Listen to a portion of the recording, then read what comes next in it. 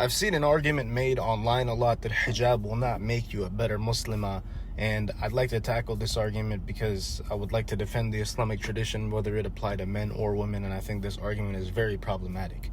Now, let's just make an analogy that entering Jannah is going to be a point scale, percentage scale, similar to how we have in classes, university, high school, etc., where 70%, if you hit 70% in the class, which is the life in general, then you will enter Jannah, and you will not be of the Muslims that has touched the hellfire before they enter Jannah. And may Allah Azza wa Jal make us among those.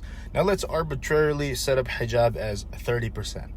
And let's set up salah as 40%, right? And if someone had, with this scale, obviously it's all ilm al-ghayb, it's we don't know, but let's just say, for example, that 30% plus 40%, as in a hijabi that prays regularly, will be those that enter Jannah without touching the hellfire. And now let us say, for example, that the remaining 30%, so we have 40 and 30 hitting 70, the remaining 30% is all other characteristics of being a good human, of being good to your neighbors, being good to your parents, etc. Now, if we have the 30% and then the 30% of wearing hijab only without praying, then you would not be hitting the 70%. And once again, obviously, this is all assumptions, but I'm trying to use this as a perspective. And where the analogy really hits is, for example, let's say there's extra credit points with your sunnah, with your nawafil. If we didn't do that, then we can't add that on, right? So it'd be a harsh cutoff. And let's say, for example, 69% down, 68%, 67% are people who have to endure the hellfire before they can enter Jannah because they did not pass the test, so to speak.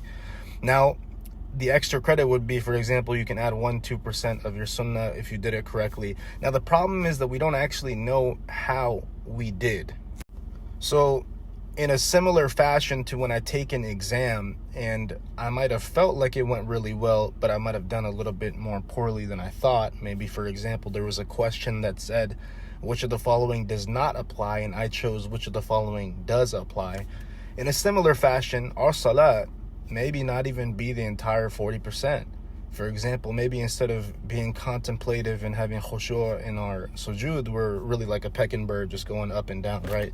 And we're not really contemplating or going back to salah in terms of our thoughts, and we're thinking about other things. So I don't know if I even hit the 40%. We don't know what is going to happen to us in that respect. And that's something that we have to keep in mind, is we don't actually know how we're performing real time. So it's way better just to be way over the limit, right? You want to be in the 90s and the 95s. You want to be comfortable enough that you know you're going to Jannah, or at least have the best shot. Now it comes down to, if you fail a class, you're just going to have to do a little bit of remediation. There might be an exam that you have to pass that will let you remediate. Maybe you'll have to take the class again. It's not that big of a deal. But now we're playing with our akhirah. We're playing with, Muhammad Ali had that something to the effect of the quote that said that when he feels temptation or whatever it is, he just holds the lighter to his hand. He realizes that if he can't even handle this, how would he be able to handle the fire of hell?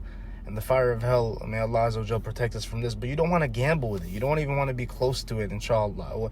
Obviously, even with our best efforts, maybe we are, but if we're intentionally just missing classes, or we're intentionally just throwing away extra credits or whatever it is, as in the sunnah and nawafil, then it's just a very dangerous predicament that inshallah we can prevent.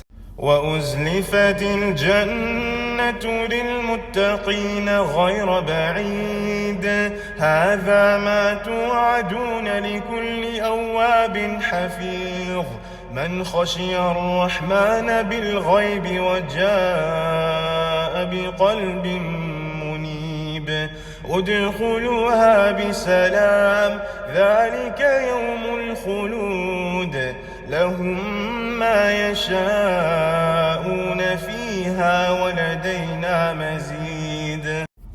That it was never far. With our efforts, Jannah was never far, Allah Azza wa Jalla is saying. And it might feel like it's far away, but in reality it's very close if we just try our best, inshallah, and we just stay sincere, and we ask Allah Azza wa Jalla, of course, for forgiveness. And it will have so much that it will have any more that we can ever wish for. We would not even be able to ask for anything more, subhanAllah. And whatever we wanted, it would come.